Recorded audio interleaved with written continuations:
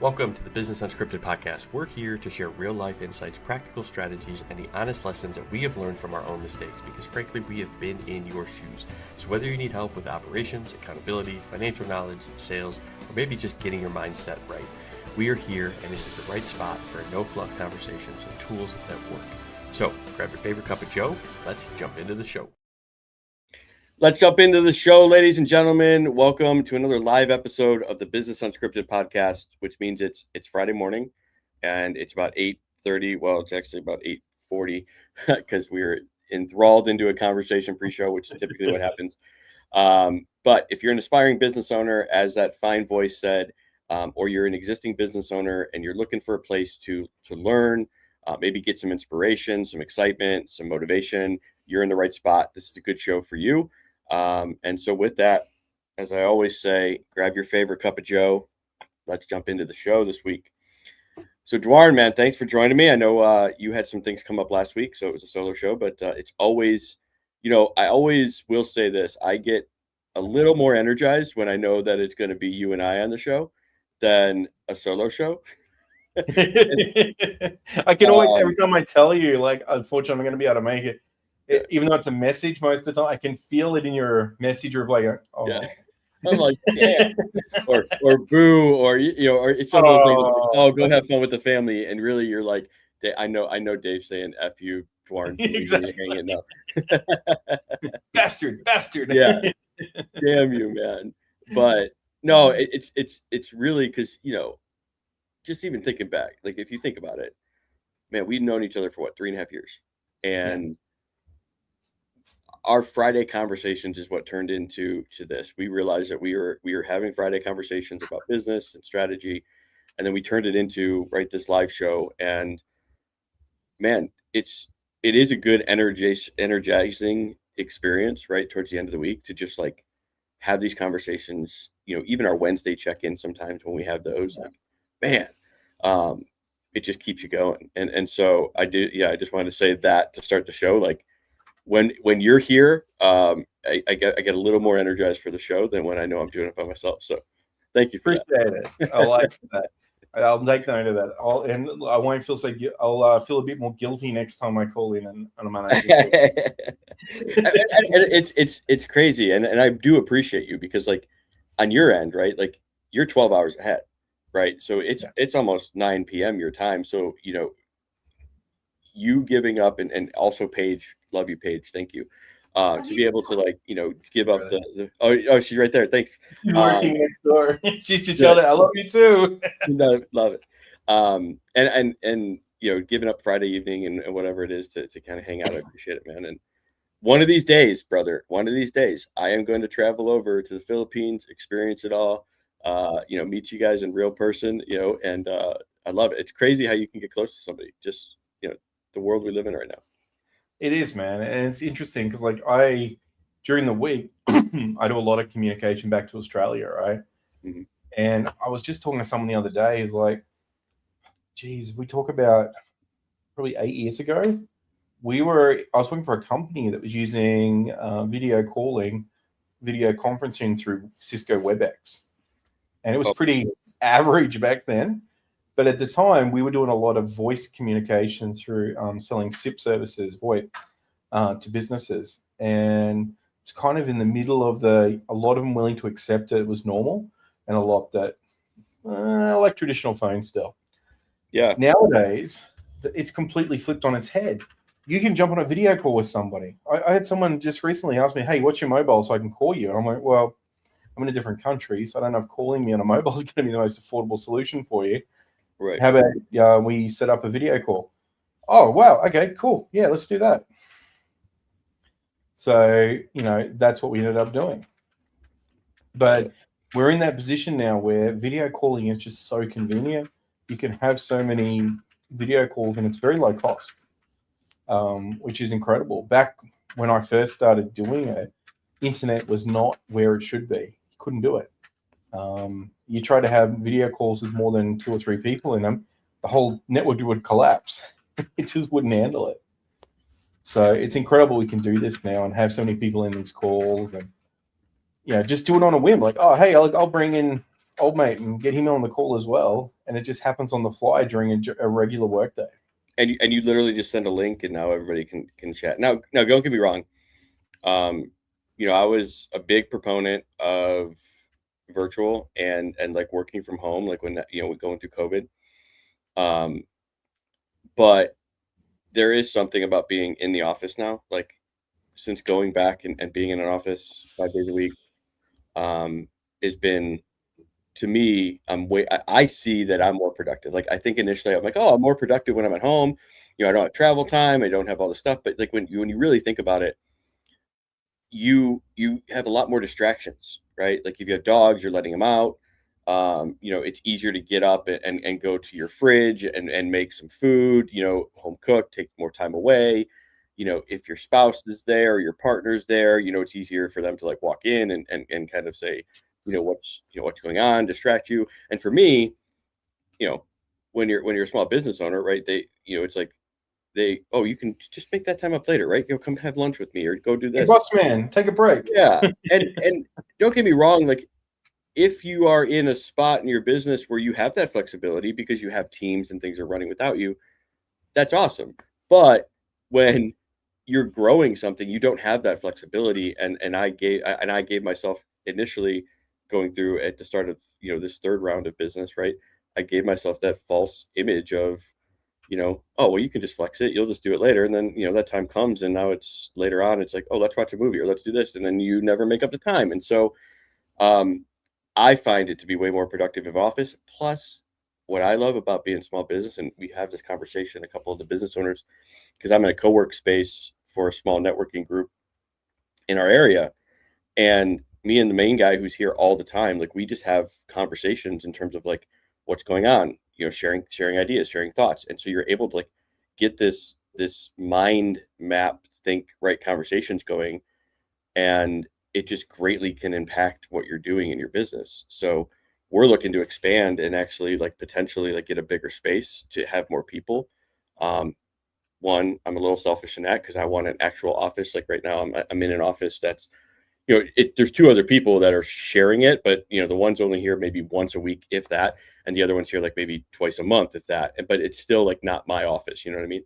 Yeah. And I think I want to actually have an office for that and be able to grow, and I want more people involved. And so it's really like, how do we have more impactful conversations? And I think putting yourself as a business owner in those situations, like you may be like, oh, I have to work from home because I'm saving money. Well, this is in $250 a month for a desk in an office space, right? And it's not a lot of money. Now, granted, maybe it's different for everybody depending on where you're at. But I would highly suggest looking and trying to get that out of like, and put yourself in those situations to actually have better conversations in person. Now, the virtual thing has really opened up, the ability for, you to work with anybody. And that's what I love. Like you and I, if we didn't have Zoom or we didn't have like Alignable, with the networking events, like you and I wouldn't be here, right? Because obviously you're in the Philippines, I'm in the US. But so it's opened up capabilities there. But I do think that there's still a benefit of in-person meetups and conversations. Definitely, I totally agree. We've got one of our regular clients who comes over 2-3 times a year back here in September. He's bringing another client along with him. So we're having in-person catch-ups for a week while they're here. Love it. So that's awesome. We don't get to do that often, so it's really cool. We catch up with website clients locally and marketing clients locally, but it's always different when you've got a client comes in international and visits, which is really cool. But, like I've done the whole having my office in the house, and I've also done the working on a laptop in the main section of the house and laying in bed. And I have to admit, dedicated space for your work, like this office out the back of the house is like legit. I have to come all the way out of the house, across the yard, come into my office, and I'm here. If I need something, I have to get up and walk out across the yard back into the house to get something. And I can get distracted sometimes if I'm going into the house to get something. But it's always great to have your own space in the back where you can go. People know when you're there, Dad's at work. Exactly. I'm at work, right? Little man comes in and says, "Hey, how you doing? Visits?" "No, I'm good, man. I'm just on a meet. I'm about to have a meeting." "All right, Dad. I'll leave you to it. See ya." Well, And it's right. You set that precedent. But the other problem is like if you're trying to work in the middle of a house or something, right? It's that constant looking. Hey, guys, I'm about to have a meeting. Keep it down, all right? And everyone else is on edge, and you're putting and the whole house feels like they're at work with you sometimes. yeah, They don't want to distract you, or they're always looking for that gap when you're not working so they can come and ask you something. It's just, yeah, it's different. Going to a physical office, yeah, it's not for me anymore. Like, not so I like my home office setup. It's interesting because I've had 2 fit outs that I've done in the last 5 years for office space. And the first one, set myself up a beautiful big office in there for Paige and I. So we'd have this great space to work in. We never used it. So instead, we decided when we set up the second office for the team, we didn't put a space in there for ourselves. Instead, we built a space at the back of the house for ourselves. And so much more productive, so much better for us. So you've just got to find what works for you. One of the guys I know back in Melbourne, he uses his one of his 4-bedroom home. One of the bedrooms is his office. He's got a tech who comes in, spends maybe twice a week. He has another room in the house which is his office when he goes there and works. And then he's got his bedroom and his guest room, right? Yet another friend in that group, he has 2 apartments on the 69th floor in the city. And one of them's his house, and the other one is his office. He works in it. And they are literally right next to each other. So his plan is he'll sell it when he retires from the business, and it's an investment. But in the meantime, he's got an entire office set up, which is actually a unit up on the 69th floor in the middle of the city. Oh, so really? the truth is, his view's incredible, right? Whenever we're on a meeting, say, "Hey, show us the window." Walks over, shows me the window. It's just blows my mind. You can see the MCG and everything from there, all these sporting arenas. But the key is, I think, whatever works for you is what you need to do. If you can work productively at home because you've got the space, or no one's at home while you're working, that's cool. Do it. If you need a space to go to and do work, do that.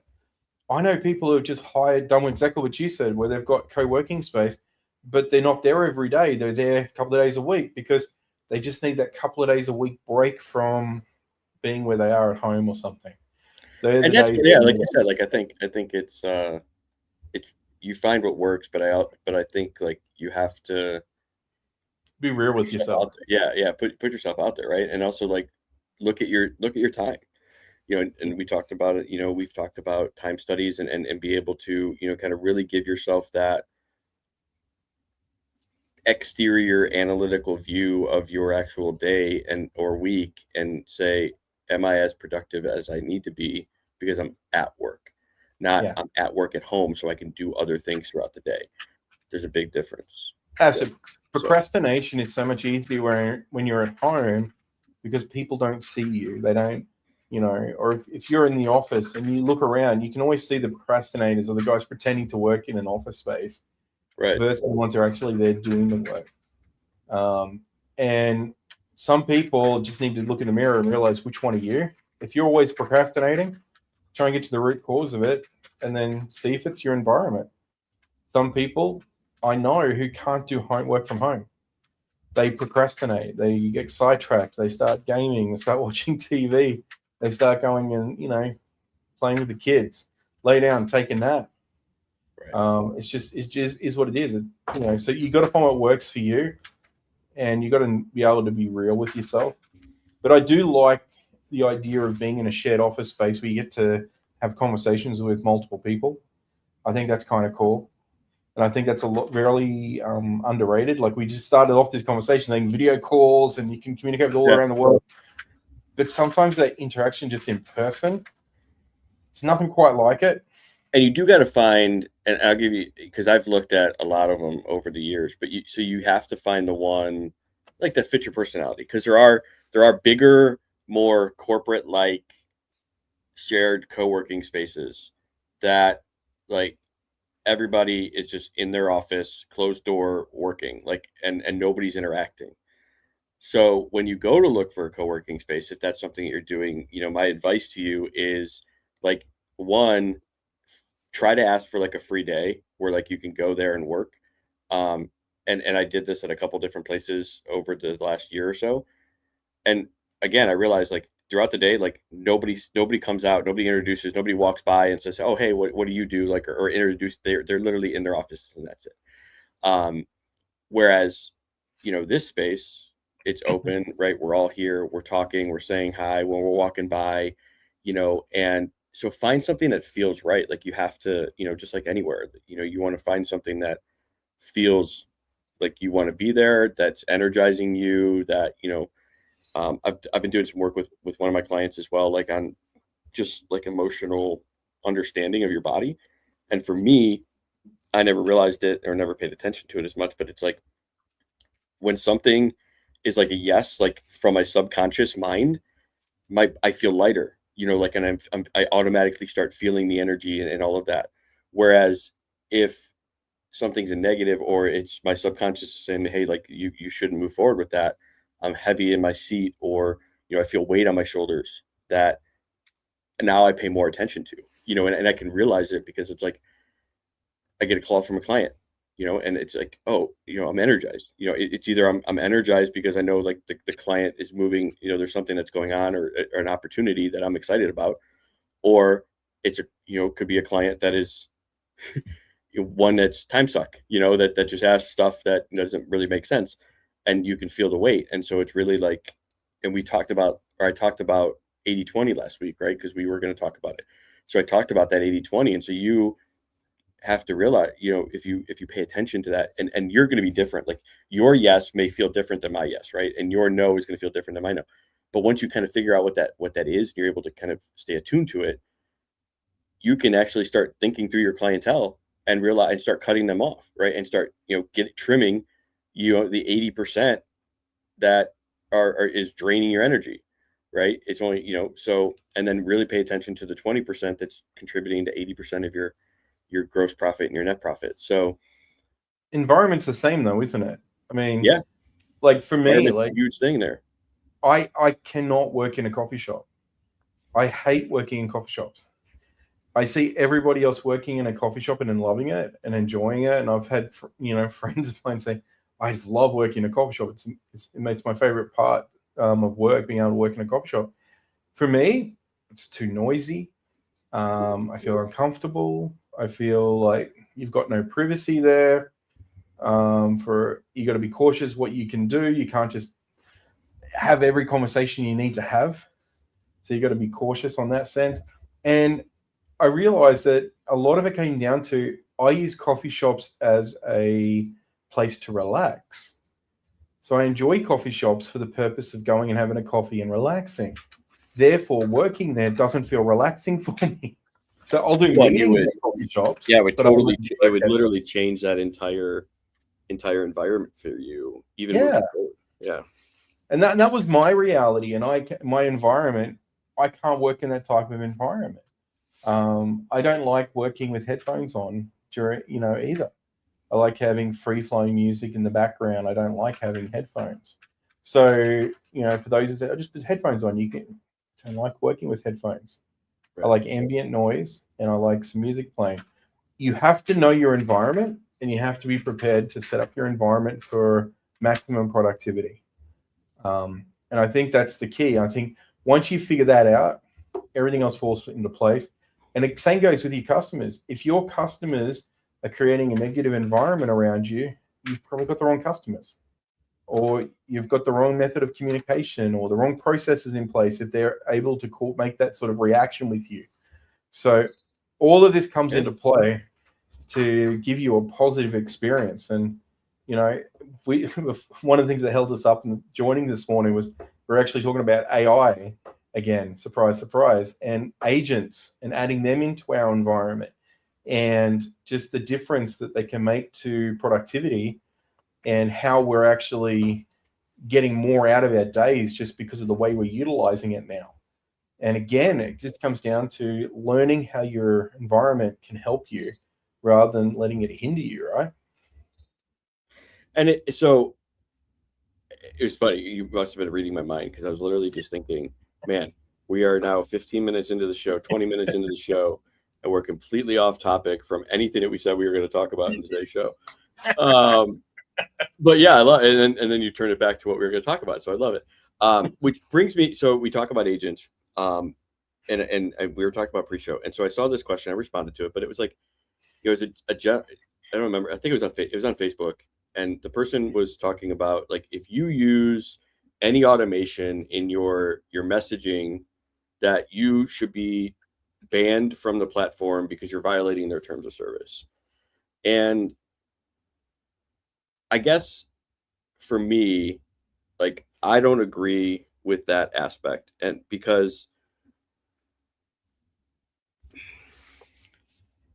there's a complete big difference between fully autonomous, right? Like, reads, responds, creates messages, does all that, versus kind of what we're doing with our system, where we've trained it.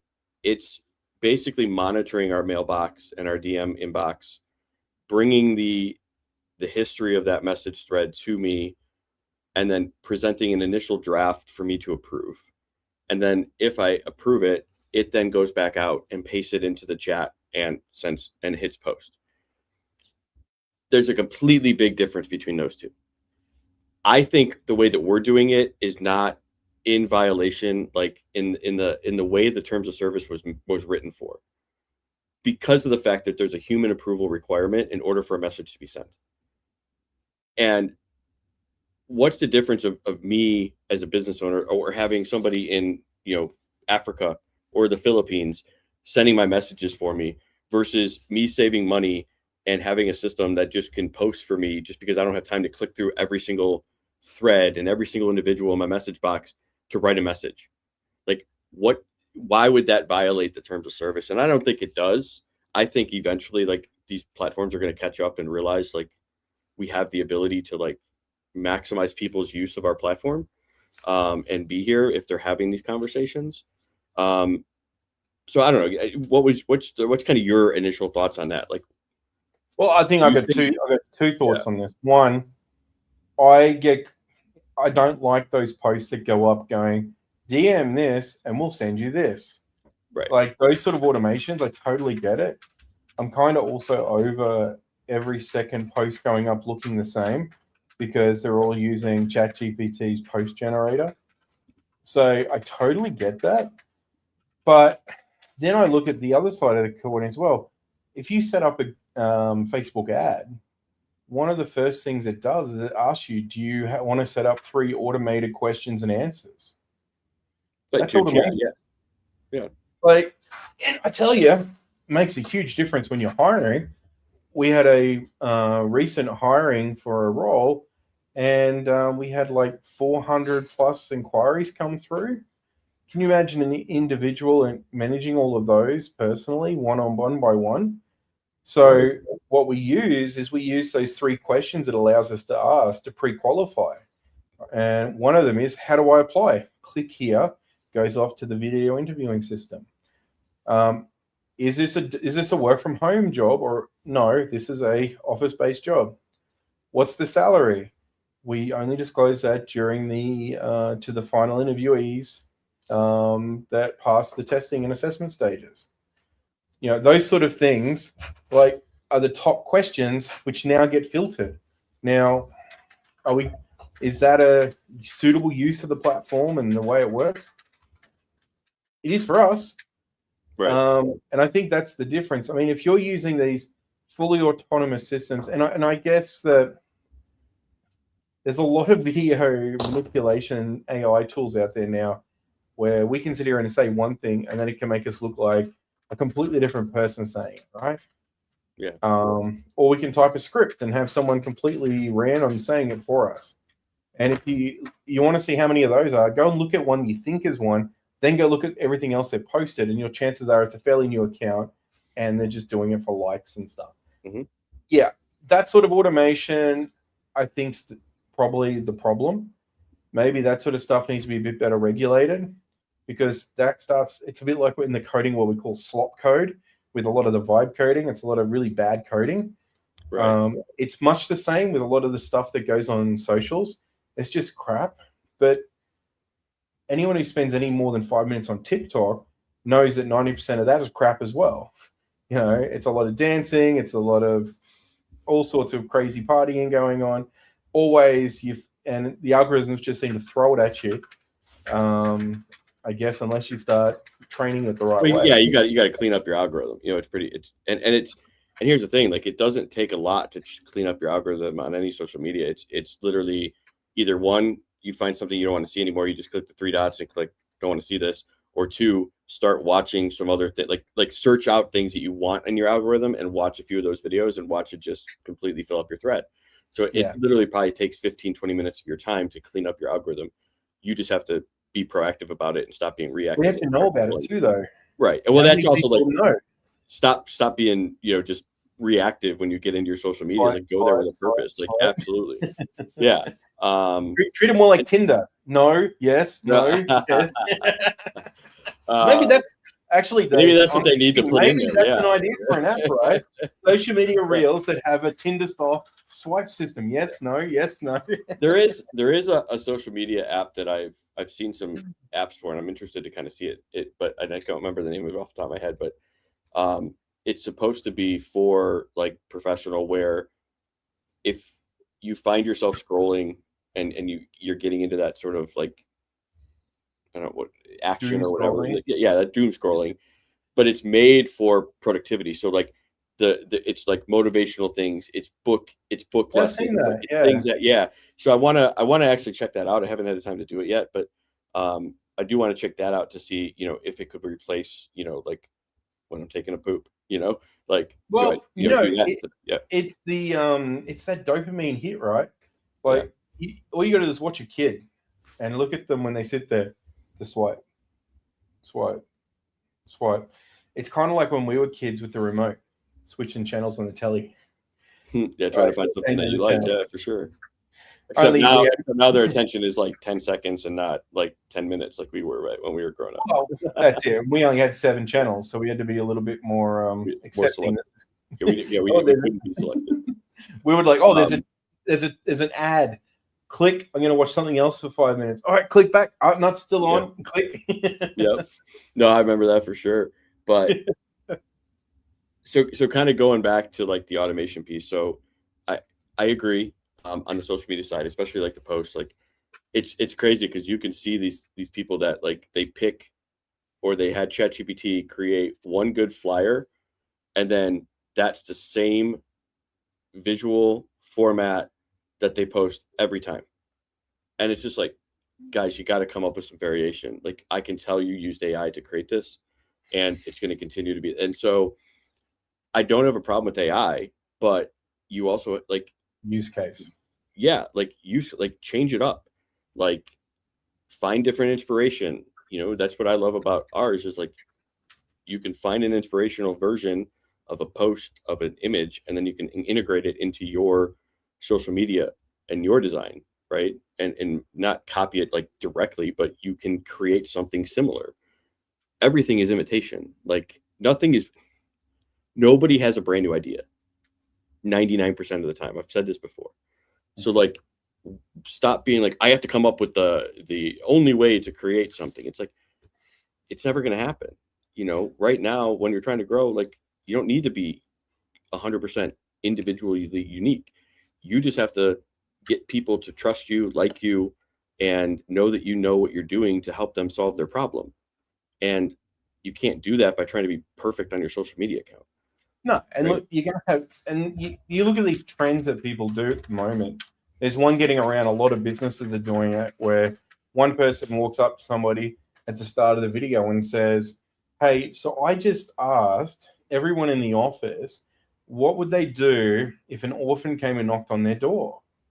Hey, no, that's not what you asked me. That is definitely not what you asked me. Someone in the background says, and then they go, yes, that's definitely what I asked. And then they went back and they cut to, okay, so I would definitely slam the door, or I'd go and dig a hole and bury it in the backyard and all these crazy things. And you realize, yes, somebody's asked a completely different question and they gone and manipulated it. And that sort of thing makes for interesting content. It's not unique. It's just following someone else's original trend. But can you imagine if every single one of your posts showed up as somebody else's version of that? Eventually, you're going to get bored with it. You're going to get sick of it. Yeah, okay, it's a trend. I've seen it once or twice. It's funny, but it's not funny anymore. Right. It's the same thing. And I think that's the problem. It's a bit like when you watch the news and you see the same news on every single channel. And you're like, okay, I'm done with news. I'm going to go do something else now. You've got to be unique, but you've got to be willing to adapt and change with these things as well, because you can't just keep copying things. And this is the problem with a lot of these automations and these posts on these platforms. Everyone's trying to basically do the same thing over and over again because they had good results on one post, or they're being told by somebody, this is what you need to do. It's very different to 4 years ago when we used to create templates because it was affordable to have a design team create a template system and post 2-3 times a week for you on the same style of template with a different message. Right. That was normal. We'd run that for 3 months, then we'd switch templates. We'd do something else for the next quarter. You can't do it anymore. You can't do that anymore. And you got to switch. Like you got to switch from like sometimes text based, sometimes video, sometimes copy with image, sometimes carousel, like on LinkedIn. Like you have to continually kind of change it up. And then I had this conversation with the gentleman in the office again. It was yesterday, where it's, you are the only one who sees 100% of your content. That's it. And I've had the conversation with people. I can't post 4 or 5 times a day. I don't know what to say, or I can't say that kind of stuff. It's like, then just keep reusing topics or stories in different ways, because LinkedIn, for example, I've never, and again, I've never gotten anything go viral, right? However, you could get maybe 100 to 200 impressions, typical, right? And my network, I think, is anywhere between 3,000 and 4,000 people, right, in my network first connections. But so that would mean I would have to share something 20 times for my network to see it, to like really be like, oh, okay, I 4,000 people, and even then, probably not everybody saw it. Exactly. I mean, right? You're going to have diminishing analytics. It's really hard to get that algorithm right, and if so you say that, really, it's really very small portion are going to see it. Yeah, and so you could say the same story, topic, teaching moment, once a week for a year, and the only people that are probably going to see that significantly more are the people who are actually interested in you, which is good, because then they're learning that, and they're like, oh, I learned that from Duarne, right? And then if on Tuesday or later that day you're continuing to share another topic and another lesson, they're going to engage more with you. So it's the consistency piece around it. And so don't think like once you say something today, you can't say it for another 3 months. Like that's not true. No.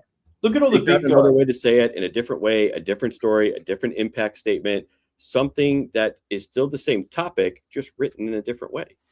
Well, look at this. Like Tony Robbins, he's been saying pretty much the same thing, the same style of messaging for 30 plus years. Mm-hmm.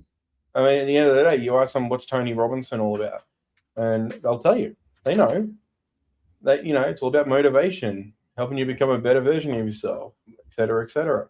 Most people, if you label them, if they're a influencer of sorts in business or leadership or something with their posting, people are going to know what they represent. It's like, oh, he posts a bit of this and a bit about that. No, he's an expert on all things marketing. He's an expert on all things sales. He's an expert on all things pyramid schemes. I don't know, whatever, right? These guys out there. Like, people I think throw around the word expert a lot, but really the expert is the person in a room. The expert would be in the room who has the most knowledge about a particular topic. Exactly. I could say in one room, people could say, well, you're an AI expert. And I'm like, I really like in this room. Yeah, sure. I know more probably about a lot of people in AI, but am I an expert in terms of like the top of the top? Probably not. No, it's Sure like not. it's choosing your room. Like going to a nursing home, and you're probably going to be, the youngest person there. Right. But you could be 80. You know what I Exactly. mean? Yeah. It's just if you go It doesn't make into you young. Yeah, it doesn't make you young. no, that's it. I mean, if you go to a like a car convention and you're the IT guy, you're the most knowledgeable in all things IT because everyone else says mechanic, right? Or in the industry. This is the difference. It's about positioning, and it's actually interesting because when you start thinking about this, it goes into that conversation we touched on earlier about knowing who your customers are. Because if you're going to turn up and you're going to be the person turning up where all your competitors are all the time, it's going to be a lot harder to find the customer and stand out. Right. But if you're the guy turning up who's the expert in the room or the expert in that moment, that's your opportunity to shine and get new customers. Mm-hmm. So, I mean, if you're going to an agricultural sector conference and you're the only IT person that turns up, or you're the only marketing person, or the only leadership person, or the only person they're turning up to talk about, profit loss solutions, you're the expert on that topic right there. They're all there to learn something, and Right. you might have something interesting. You think about it, and it's a great point you just made, right? And so it's like, who's your ICP? Find like trade conferences specific to your ICP and just attend and just like go there as a research. Like, oh, what do you do? Well, I actually work with a lot of clients, right, that are at this conference. So I wanted to just have some conversations and understand what's actually going on, right? Yeah. And see if there was a better way that we could support people, right? And it's not, I'm coming here because I want new clients. It's coming here because I want to learn, right? I want to learn what you guys are learning so that I can serve this industry better. That is something that you could totally do. And I've done it. Yeah. Right? We've done it. Paige and I have done that many times. With Be Savvy, we throw on the Be Savvy shirts. We go out, we bring some cards with us as well, and we just sit there in the crowd and enjoy the presentations and go and approach the stands and talk to them. Yep. And it's amazing the sort of interaction you got. We walked away with stacks of business cards and business opportunities from that. Because at the time, like we went to franchise shows, same thing. Because everyone there's trying to sign up for a franchise. At the end of the day, I'm just there checking what you're doing, finding it interesting, giving you some comments, giving you a couple of suggestions on how you could, probably step up your game in a couple of areas. Exchange some business details, and then shoot you an email after the show. Give you a call. These things, it's such an easy way to get out there and practice your pitch. Because if your pitch is needs a bit of practice, it's a great way to do that because there's so many people to practice it with. And eventually, by the end of the day, you'll get it really good, right? You'll be spot on, ready as for the next one as well. So I love that. I think, from a perspective of looking for where to go and find clients, it's really good. But as we talked about before, it's really hard for some people because they don't even know who their ideal clients are. They haven't figured that part out. They think they can go fishing everywhere. And, this is where I think whether it's in person, whether it's prospecting, or if you're using social media, you can do it with automation, but it makes no difference if you're going after the wrong customer base. And if you want to know the truth of it, just go out to a conference. If you're in marketing and you turn up at a marketing conference, guess how many new clients you're going to get? Probably no. You could go there, right? Yeah, you're going there to hopefully learn and educate yourself on ways to improve the impact that you have with your clients. So, but not for new clients. Your expectations should probably be different than, don't just search for things that are in your realm, right? Go outside your comfort zone and find those areas and those events that, again, but don't have the expectation like I'm going here to find clients. No, go there with the expectation that you're researching, what's happening, what are people experiencing, because we are biased in our own internal mind in terms of like, oh, I think this industry needs X, so I'm going to try and do this. Well, you could put yourself in that industry's, big conference and start talking to people in the industry, and you may find out that your assumption that you see from the outside is completely wrong. People in the industry are feeling a different obstacle or pain. So you may be wondering, why are people don't want to buy? I know they have this problem, because nobody has it, right? Nobody's really feeling it. They're feeling something else, and you have to solve potentially that first before they see your problem. That's it. Well, it's a bigger problem. It's the sprained wrist versus the broken arm. Maybe you're focused 100% on the sprained wrist, but no one cares about that. They're too busy with the broken arm. Yeah. And we've witnessed this plenty of times where people are coming in saying, we need to look at fixing this problem in our business. And it's like, well, yeah, but we're not selling enough. We don't make enough money. So fixing that's great, but if we're not getting enough business coming through, then what's the point of fixing that? We need to solve that problem first. Can you help with that? Well, no, that's not really what we do. Okay. Correct. Well, let's let's go find someone to collaborate and partner with who can help you with that, and then bring us in for this other part. Find a way. But if you don't identify that, and it's really interesting, because in this day and age, like I think we talked about it once before, you can do so much with AI, like to the point where it's just mind blowing what we can generate and create and come up with ideas on. But how many people actually bother to put the research in to see if it's really a viable idea? People just get so gung-ho with it now. They just go out, they build something, and it's like, well, what's your problem? What's your problem you're solving? Right. And I don't know if you have them in the US there, but the little $2 shops, the $1 shops, like the dollar stores. Yeah, like your dollar stores. So you call them a dollar store, but I don't think much in there is $1 much anymore. But yeah, not anymore. Back in the day, right? We used to have them back in the day too in Australia. And if you want to see a bunch of bad business ideas or bad product ideas, just go into one of those stores. You're guaranteed to have a bunch of like containers of products that were built, because someone thought it was a great idea, and they're selling for $1, selling for $2. And you're like, what's that for? Why would anyone need that? Right. Like, can't you just use your hand to do that, or can't you just? Well, and I think this kind of brings up another thing that we, that I wanted to kind of think through, right? Is that there's a difference, and I had this conversation a couple times actually this week. There's a difference between AI and automation. They're not the same thing, right? And so somebody asked, well, you just do AI, right? Or finance and AI, and it's like, no. Like our goal, right, with TVS is to, one, give you more knowledge around your business on the financial side to make better financial decisions and advice and strategy.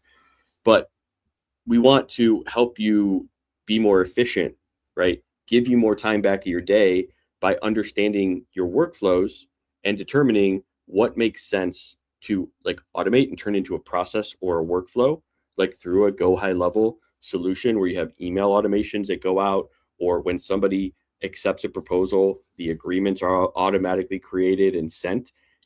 That is not AI, right? That is creating the process and the system so that you're becoming more efficient. Now, there's other things where AI is involved, where maybe at the end of a month, you're analyzing reports and you're teaching the AI to what you want to analyze and then give you the summary. That's also, right, part of efficiency and workflows. So when somebody says, oh, you're just AI, no, like it's a lot of automation and workflow plus AI, and we're using them together to give the business owner more time back, right? To be able to do more with the same 24 hours that we all have. Because that's the thing that it's no different between me and Elon Musk, is that we have the same 24 hours in a day. He obviously utilizes his way more effectively because he's got a bigger team, right?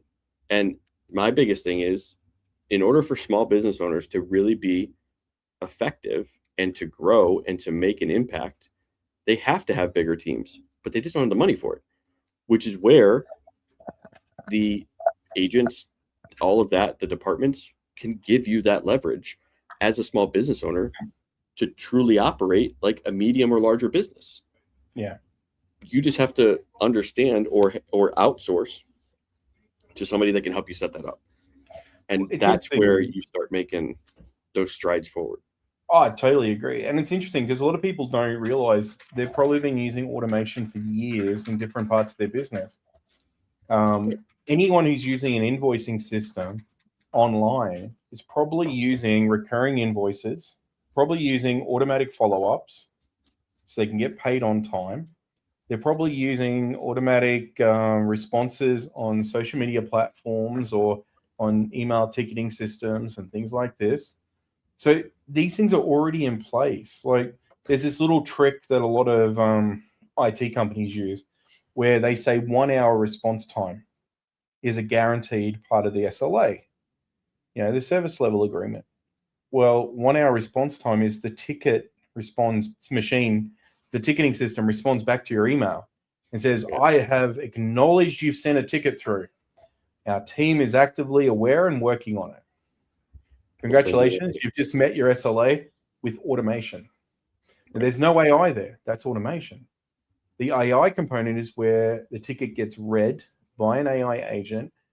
It determines if there's already a knowledge base article that it could send back in response to try and help you. It then listens to you when you respond back and say, that was useless. Why'd you send me that? It'll then go and ask you further questions and do more research. Try again. If it still fails, probably hand off to a human and let the human deal with it. Okay, I've escalated this to a level 2. No, you've escalated it to a human who can understand my situation better. But this is where a lot of people get confused. Like you're right. Automation and AI go hand in hand and work well together. They're very different systems. But they're not the same. No, they're not. And there's a lot of people who used to use platforms like Zapier or Make or, there's others out there as well, which help you, create automations between different platforms and systems to do more. Whereas a lot of AI was never designed for that purpose. It was designed to help you create something as the next step or come up with something fresh and new and unique. Whereas automation typically just takes the same thing and repeats the process. So having a process and knowing your process and being able to automate that process is the purpose of an automation. Whereas AI helps you be a little bit unique in that approach. Like you were talking about earlier with your responses. Right. Reading. Like AI is the addition to the automations. So it's that extra layer of analysis that like you can't, unless it's like truly hard coded into your routing, which like if you think of it, you could potentially build a automation without AI, but think of all the different trees you would have to make off of that one automation tool in order to get it right. So go high level AI, you would have to, like from 4 years ago. Right. One first message, like if this person is if the message hits this keyword or these keywords, and then you have like 17 different branches depending on what keywords are in the message to then direct it to the right location. Well, now you can have AI analyze, and then it's just in the AI's model and the context of that AI to then route it correctly or find the right article, because it's helped create all that. And now you simplify the entire process. So AI adds into automation to, one, add an extra layer of impact and engagement, but two, a more efficient and streamlined system is what 100%. You can do with AI when you add it in. And if you look at that, I mean, if you look at like communication agents on websites, it used to be dialogue was what the engine behind it would be, and it was kind of a predictive sort of keyword styled platform before AI really became mainstream for that solution. So It was really hit and miss, and a lot of people had some terrible experiences using the chat systems for that reason. Whereas nowadays, like these AIs are pretty good. Like they're not too bad. Like we've got one client we've been testing one out with for them, getting it trained up, and they're a resort, and they've got some pretty specialized processes in what they're doing, right? And I know what to ask for, so I'm going in asking for things I know are there at the resort and seeing if the agent will pick it up and tell me. If it fails, mark it as a fail, tell my team, not good enough, go try again. And I'll tell them where it failed. But the automations can't do that. Automation is basically just going to come back and it's going to just give you the same over and over. Where the automation comes in useful is when you make a hotel booking, and then you get your payment receipt emailed to you. You get your confirmation book sent to you. You get 3 days later a follow-up email. How was the experience? Would you like to book any experiences nearby or during your trip? Follow-up marketing up until the point. All that sort of stuff becomes automation. Right. But none of that goes out and researches you as a person, finds out what you like, looks at your social profiles, creepy as that is, and then gives you a AI summary of the person so that when you turn up on the day, they've got a little information about you. You know, some of these AI systems are very in-depth and very able to do that and tie into the automations. But for the most people in business, they're still two very separate things. Right. And a lot of small business owners, they just don't know the automation full out. Like there's probably, I mean, even me, like there's still things that I should probably build out better automations for. I just don't have the time, right? I don't have it yet. Like there's a lot of things that you think about that you're probably like, oh, I should really automate that, or I need to build that into a process, right? So, you know, an agreement signature process or a follow-up journey, you know, all of those things need to be built out with your prospects, with your new contacts, you know, anything, instead of you having to rely on yourself to remember to do it manually. Well, one of my biggest problems always been with automation is I only ever consider automation typically if it's something I have to do more than once. If it's something that I have to repeatably do. And I also have to consider how much human interaction or how much thinking I have to do to determine the outcome sometimes. And if an automation, can I even automate the whole thing or just a portion of it? When you start combining the automation with AI, you can get a lot further through the process, but you still need to understand what the full process is to be able to build that. And one thing that consistently I see happening is people jump onto things like co-work with Claude and go, I want to do this. And they tell it what they want to do. And then you look at it and go, well, 50% of that could have been an automation and saved you all those tokens. But because it's getting the result they want, they don't really care. So no, it's all right. It's getting what I want. I'm happy with that. Whereas you can do a lot more with automation if you understand what those automations actually are and the benefits of them are and how you can tie those systems together. But you've also got to understand that sometimes automations and AI are not the complete answer. Sometimes you need to tie that human interaction into it as well.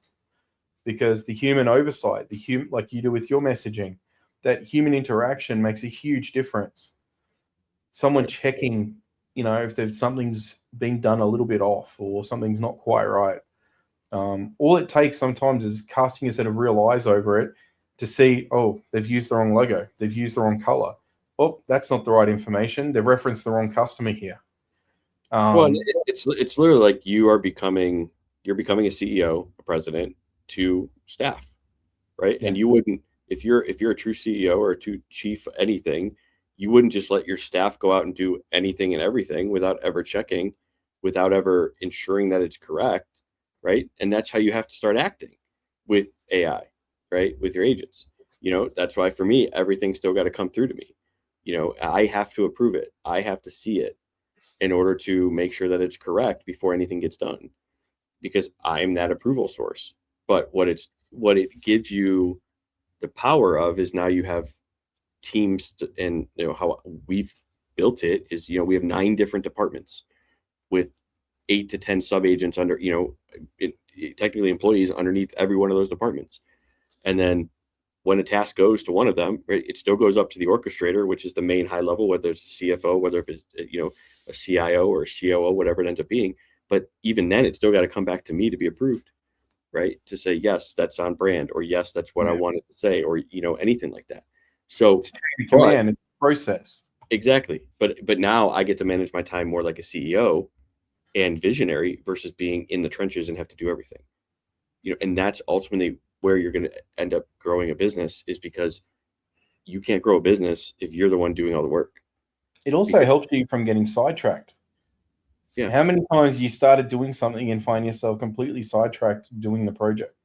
I mean, it's like picking up your cell phone and seeing all the notifications. And when you picked, and then going, what did I pick the phone up for? And you knew you had a reason for it. It was to check a bank account or transfer something or respond to somebody. It was something, but you got sidetracked with it. Having these automations and having some of these processes with agents ran just means that you don't have to think about those things so much until they get to the level where you do have to think about them. And by that point, hopefully it's already 80, 90% done. And you're just giving some feedback. You're giving some review. It's like you're doing the QA on it. You're doing that quality check just to make sure everything's okay and give some feedback. And keep in mind that a lot of these systems are learning all the time. So when they learn, they get better. So you can give it the feedback and it's going to get better and hopefully not make those mistakes as often. Well, and it may have been changed, but I think right now I have Hermes is one that self-learns, but it's picking and choosing what it self-learns. You can have more control over it, right? And you could also like run scheduled jobs where it's like running new tests to improve itself. And that is not something that's standard. Like that's something you'd have to schedule out, but it does have a typical auto memory. Whenever you tell it something, it will put it into its memory to update it. Now, Claude, on the other hand, doesn't come out just out of the box with a memory system. Like you have to build it into Claude and say, this is what I want you to do. Here's how I want you to update your memory and kind of build all that process, build the memory.md file and all of that. So some of them, like a Hermes agent does continue to constantly evolve itself and some of them don't. So you really have to make sure that teach it skills. You're teaching. It's like an employee. What do you do when you get an employee? You teach them skills. So my suggestion, and that's actually, I'm helping a couple of clients at the moment initiate and run some Hermes agents within their business. And there's various reasons as to why we're doing that. But one of the things that we've been doing is creating a trading guide to get that agent trained up over the first few weeks with everything that the client wants.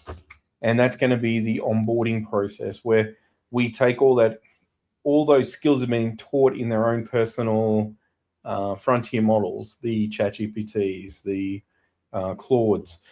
We're going to take those and turn them into skill sets to train our Hermes agents on.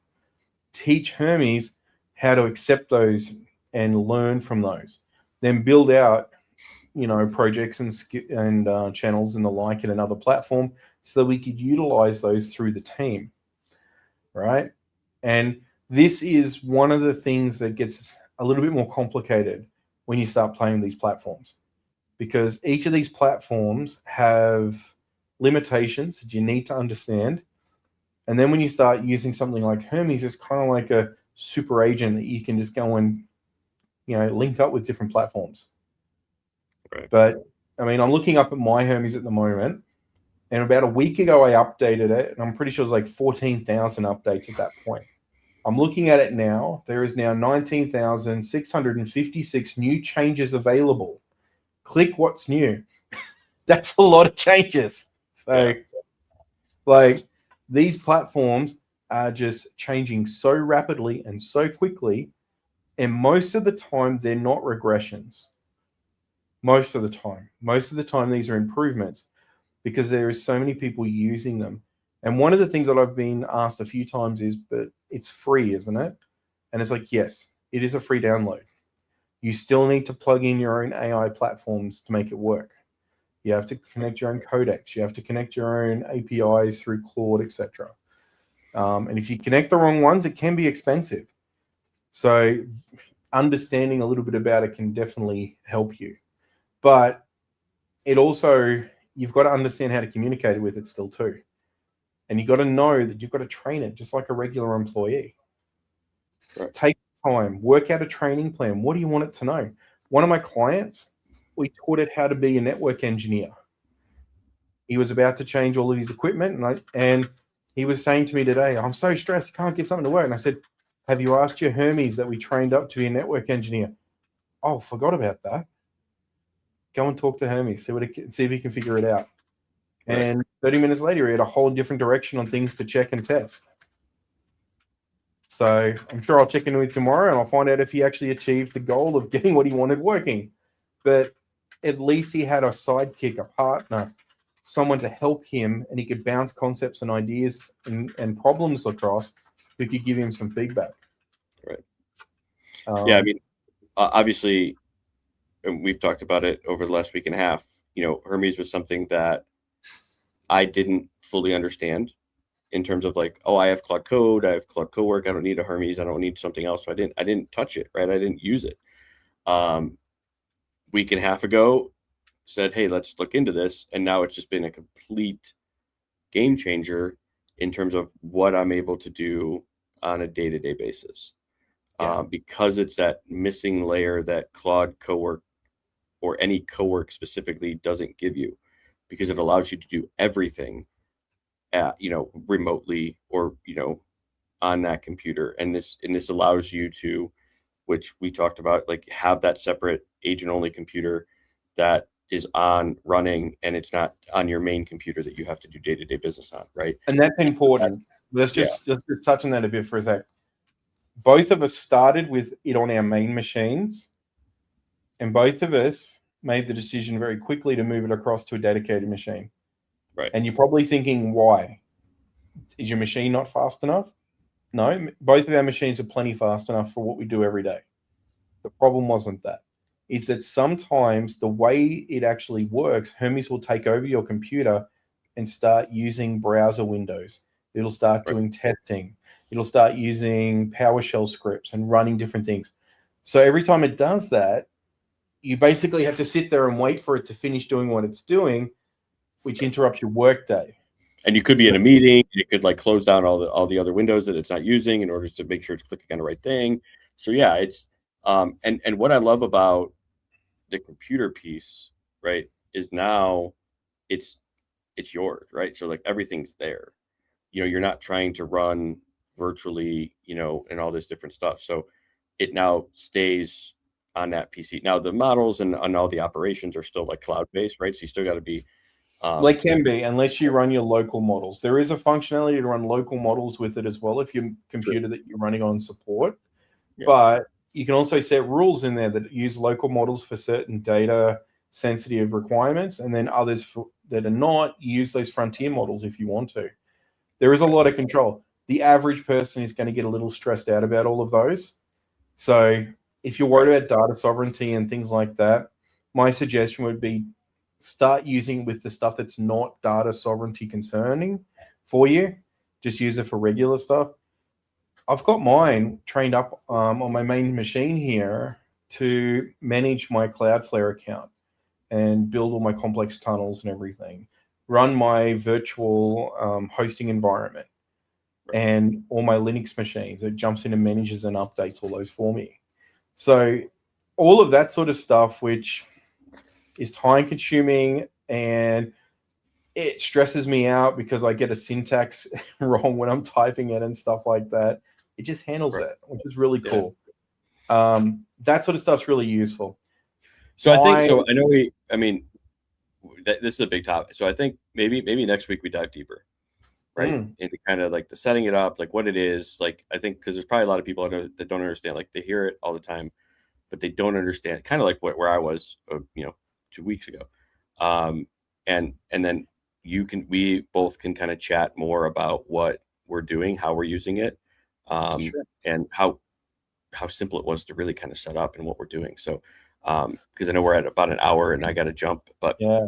Well, one thing to keep in mind too about this topic for ready for next week is if you've heard OpenClaw as part of something that's getting around, Hermes is effectively very similar to that, but a lot better in a lot of ways, in my personal opinion, as well as Dave's now. So that if you're curious about anything OpenClaw, that will be interesting for you as well, because Hermes is a great alternative to that. Hermes is actually good enough that I would put it on my wife's machine and let her use it and not be worried that she's going to break something. or it's going to break something on her computer. I'm going to have to fix it. Right. Yeah. So that's the sort of level of, simplicity that you can have with it if you want to. Love it. Well, what's one thing you hope they took away from today? Dave loves it when I join the podcast. That is true. That's a good one. I mean, I'm hoping that it's just one of those things. It's like pay attention to what's driving your energy, and really, if something is taking energy away from you, find out why, and then figure out how you can make an adjustment to it. So, yeah. But Also, with that, my real one though is environment. Don't take for granted your environment you're in when it comes to productivity. Yeah. Take a minute and reflect on your environment. It's all good to be stuck in your head and say everything's stuck in your head, and that's why you're not being productive. But take a minute and look at your environment and realize, is it possible that your environment's the reason for your lack of productivity or your lack of focus? And if it is, what can you do about that to make it better? Right. Love it. And I love that idea. We hope you have a wonderful and amazing week, and we'll see everybody in the next one. Again, we're here live every Friday morning, 8:30 a.m. Eastern. Hope you guys have a good one, and we'll see you in